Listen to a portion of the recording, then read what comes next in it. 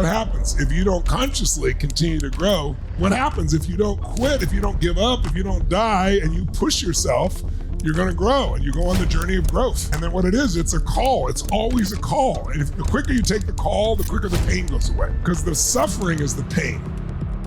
The physical pain, that's for the moment. The minute you change your focus, the pain goes. You can be in physical pain, we've all done this. Who's had that? Major physical pain, then something else gets your total attention. And where's the pain? Gone. And we all get it. And right when we think we don't need it, or we finally arrive, that's the ego. What happens though when you go on that journey? You're in uncertainty. And that's what makes us have to do something new, think something new, come up with a new belief. That's when we reach out and find new mentors, new friends. That's where the journey goes. And then what do? You slay the dragons. And then what do? You come home the hero. And you come home the hero with an experience to share, not thoughts to share. Progress is happiness. You can make progress on anything. You don't have to be there. When you get there, how good do you feel? You feel great for how long? A minute, a month, a year, 6 years, 10 years? Hell no. Most people somewhere between 6 hours and maybe 6 months, usually 6 weeks at max. Because we're called to grow again. And I also want you to know, when you think about your life, if you look at the stages of your life in your 20s, it's a stressful time. It's an exciting time though, because you think you're invincible, right? Because you don't have any idea of age or stage. You know you're going to be president of the United States and a multi-billionaire and have 100 relationships simultaneously and everybody's going to love it. But then you get to your 30s for that small group in their 30s, and that's usually the most stressful time. 30s to early 40s, mid 40s for some people. And the reason is everyone's different. The racetrack of life is the same. Everyone ages. You got every age, every stage, every kind of value system, everything you can imagine. Because the one common denominator that people come here is when they want to grow. It's because they got pain and they want to get out of it, or they got pleasure and they want a different level more of it. That's who comes here. 35 to 55 is the stages that most people go through their most expansive growth. And somewhere in that range, people wake up and realize, I got to go for it. Growth and giving. You grow, you conquer the dragons, you got more to share, you got more to give, you're able to give it, and then the next thing comes again. Now you can become the person driving that growth if you consciously decide what you're going to do rather than wait for things to happen. A life without growth is a dead life. Progress equals happiness. So if we go backwards because of our desire for comfort to meeting those basic needs of comfort and certainty, predictability, consistency, then what happens is we shrink instead of grow. And if we do that, it's only a matter of time for another big problem shows up to call us out of that. Where is all your passion? Your passion is in the realm of uncertainty. Quality of your life is in direct proportion to the amount of uncertainty you can comfortably live with. Not survive, comfortably live with. Because the more you have to be certain, the more you have to be the same. And nothing in the world is the same. You're not the same, they're not the same, the world's not the same. Any version of the story that you've developed about how things aren't great, they're magnificent, you're living your dream. The growth between 53 and 64 was beyond imagination. Because you don't think you're starting over. When you tell yourself that, you just yourself. You're not starting over. You couldn't possibly start over. You're starting fresh. And what do you have? You have all your life experience to pull from. Now you can do more things with your pinky than when you work 24 hours a day. And so you have to remember that, because otherwise you enter an identity of a broken person or an identity of a wounded soul. And that's horseshit. That's a slap to the face of your creator. You're so much more than that. Everybody in this room is so much more than that.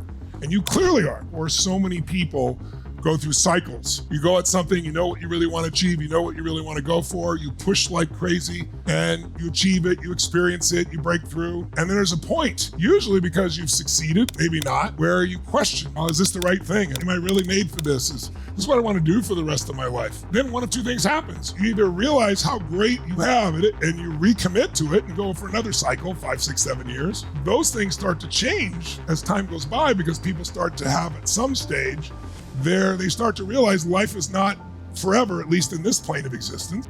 And then there starts to be scarcity. How do you deal with that scarcity? Does it make you savor more of the moments? To take in the people you love? To be with your children at a different level? People used to tell me when I was, 30, 35, I have a lot of friends, Peter Guber, some of you know, Steve Wynn, people like that, they're 18 years my senior. So I've always looked at them because they've been incredibly successful people, and I've admired and respected them, but I've also wanted to do the same thing you did, Carlos. I want to learn. I want to know the road ahead. And while we're all different, I knew there were certain patterns. But I remember early in my 30s, Peter would tell me things. He's in his 50s, and he's like, Tony, trust me on this. You're in the beginning of the beginning of the beginning of the beginning of this stuff. And he said, you're gonna think when you turn 40 that like, oh my God, it's the end. I said, oh no, I hear about that midlife crisis bullshit. That'll never happen to me. When I turned 40, I got divorced. My kids were not talking to me because I initiated a divorce. My finances went completely upside down. I'd been the best in the world at what I'd done. I was very wealthy, and suddenly overnight, I was paying someone else, a woman who used to live with me, a couple $1 million a year before I even ate. I met this young lady, and a couple months later, she's like with me, and we don't have anything. We're having to take care of her. It's brutal. Felt like the whole thing was over at 40. I also felt like I can't go at this pace anymore. I cannot push this hard. But I remember it's like us together, and it was just like, okay, everything else is upside down, but this was so beautiful and solid. And that's what helped me, at least, and us, to grow through those stages. I'd say 53, at least for me, early 50s to now, the most growth in my life beyond anything, and the happiest time of my life beyond anything I've ever dreamed of. I'm living my greatest life right now. I'm living beyond whatever I dreamed of right now. I'm living the most amazing life a human could imagine. I'm living a blessed life. Yes, I've done my part, but I'm living a blessed life right now. I don't need another thing in my life. I don't need another victory. I don't need another person to say, wow, thank you, changed my life. I don't need any of that. I love it all. It's all beautiful, but I don't need a damn thing. Everything is magnificent. If you start with everything's magnificent, then everything else is just a game. What are the things that matter most, but they're not life and death anymore? Because when you get to a certain stage, and many of you are there right now, you know what I'm talking about. I could read it in your forms. I could feel it in my experiences talking with you last night. It's like you know who the you are now. There's a stage, you know who you are, and you know what you stand for. And people can take all your things, and they can't take away who you've become as a man or as a woman. We've accomplished more, done more, shared more, helped more people, done more things in between it all than I could ever remember doing in any 4-month period of time. And if I wasn't like using my RPM and each week capturing, like at the end of the week, half the shit I can't remember. I have to write it all down like, oh, it's the most amazing week I could imagine. Until next week. So one of the things I hope you'll do is put life in perspective. Because without perspective, you live here. And it's great to live here in terms of present, but it's also great to step out of the present sometimes and get perspective on where you are on the racetrack of life. And that when you got something like a cancer, of course it'll produce fear and so forth, but it could be the greatest journey of your life. And that's, I think, the true power of a diagnosis is it wakes you up to this moment. It wakes you up to the miracle. It wakes you up to possibly what you missed the moment before. It isn't just about treating the X, treating the disease. It's actually about remembering and falling in love with living again. That is more profound than you even know. So as you enter these phases, each of you, different stages of life, first of all, know if you're in that 45 to 65 range, you're in the biggest power of your life, financially, emotionally, physically. If you take care of yourself, it's a call. And the quicker you answer the call, the faster the pain disappears. There's no suffering when you're moving forward.